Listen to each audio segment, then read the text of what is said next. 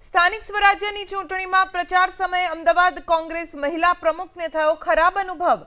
સરસપુર રખિયાલ વોર્ડમાં કાર્યાલયના ઉદ્ઘાટનનો કાર્યક્રમ હતો, જ્યાં મહિલા પ્રમુખ સોનલ પટેલને વોર્ડ પ્રમુખ ભાવના ગુપ્તાએ લાફો મારવાનો પ્રયાસ કર્યો। ચૂંટણીમાં ટિકિટની ફાળવણી ન થતા પ્રમુખને લાફો મારવાનો ભાવના ગુપ્તાએ પ્રયાસ કર્યો।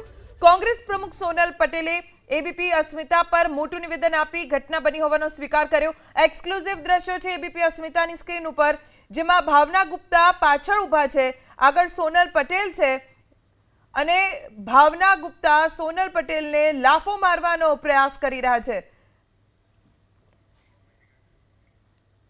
આ ઘટના બની હોવાનું ખુદ કોંગ્રેસ પ્રમુખ સોનલ પટેલે એબીપી અસ્મિતા ઉપર સ્વીકાર કર્યો, સાથે કહ્યું કે ટિકિટની વહેંચણી કરવાનો હક મારો નથી।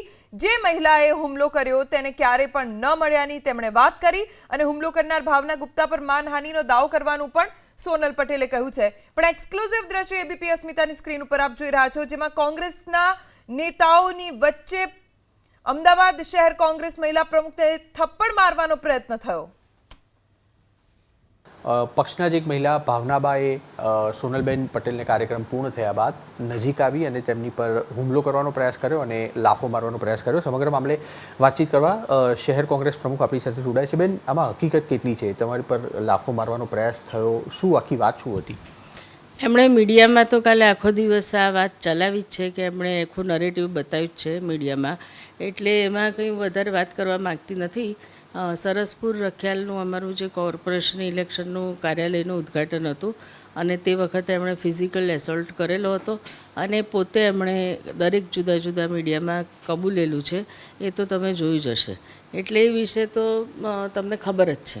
એમણે એ પણ એક એલિગેશન કરેલા છે કે નાણાંની ચૂકવણી થઈ હતી ટિકિટ માટેની, તેમ છતાં પણ તેમને ટિકિટ ન મળી અને તેનો રોષ હતો, તેના કારણે આ પ્રકારે તેમના તરફથી આ હરકત કરવામાં આવી।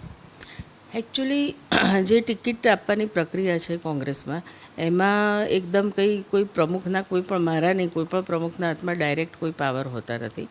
એમાં આખી કમિટીની આગળ ચર્ચા થાય છે વખતો વખત નામજોગ, એટલે હું ડાયરેક્ટ કોઈને ટિકિટ આપવાનું પ્રોમિસ પણ ના કરી શકું અને કોઈ પણ પ્રકારનો સેટિસ્ફાય એને કરી ના શકું। એ વસ્તુ એક તો જે લોકોને સમજણ છે રાજકારણની એને ખબર જ છે। બીજું કે ધારો કે ઘણી વખત આમાં તમે 192 ટિકિટ વહેંચો છો, પરંતુ એના માટે દાવેદારો ખૂબ મોટી સંખ્યામાં હોય છે, એટલે આજે આખા અમદાવાદમાં 1,500 લોકો ઈચ્છા ધરાવતા હોય અને ટિકિટ ખાલી 192 લોકોને જ મળે, એટલે એ લોકોને પોતાને, અને ઘણા બધા ઓવર એમ્બિશિયસ હોય છે આ બેન જેવા, એ લોકોને પોતે પૂરતો અનુભવ પણ નથી હોતો અને એને કારણે એ લોકો ઘણી વખત ઓવર એક્સાઇટેડ થઈ જતા હોય છે અને એને કારણે એ લોકો જુદા જુદા રસ્તા એમને સમજણ ના પડે એટલે અખત્યાર કરતા હોય છે।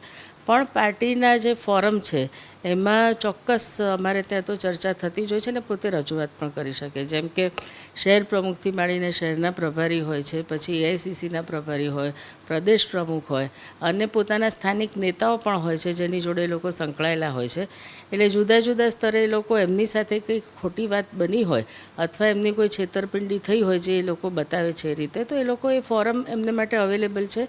કોંગ્રેસમાં તો લોકશાહી આંતરિક છે, ભાજપ જેવું નથી કે તમે કોઈ વાત રજૂ જ ના કરી શકો, તો એનો એમણે ઉપયોગ કર્યો નહીં અને ઘણા બધા દિવસો વીતી ગયા પછી જ્યારે એમના આંગણે આ કાર્યક્રમ હતો ત્યારે એમણે આ પદ્ધતિ અપનાવવાનો પ્રયત્ન કર્યો, એટલે એની પાછળ કયા કારણો હોય, પર્સનલ કારણ હોય, કોઈ પોલિટિકલ કારણ હોય, પાર્ટીને અને મને પોતાને પર્સનલ બદનામ કરવાનો આખો એજન્ડા હોય, એ સ્પષ્ટ દેખાઈ આવે છે।